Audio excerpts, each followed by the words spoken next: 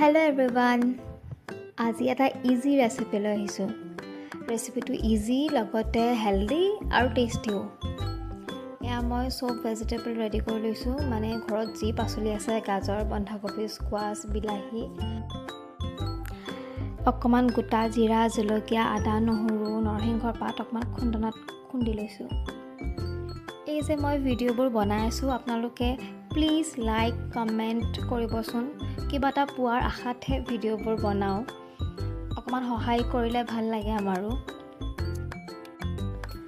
ভিডিঅ'টো কিন্তু যোৱাকালিৰে শ্বুট কৰা ভইচ অভাৰ দিবৰ সময় পোৱা নাছিলোঁ ইয়াত কিন্তু আপোনালোকে অকণমান বাঁহগাজ যদি আছে বাঁহগাজো দিব পাৰে দেই তেতিয়াও মানে টেষ্টটো বেলেগ হয় মই পাহৰিলোঁ আচলতে দিব কম সময়ৰ ভিতৰত হোৱা একদম সহজ ৰেচিপি মই কিন্তু খাই খুব ভাল পাওঁ দেই এয়া গোটেইখিনি একেলগে দি 5টা চিটি মাৰি দিব হৈ গ'ল বইল চিকেন এয়া বেমাৰীও খাব পাৰে আপোনালোকে চাগে খাইছে কিন্তু যোনে খোৱা নাই এবাৰ খাই চাব খুব টেষ্টি হয় এয়া হৈ গ'ল ৰেডি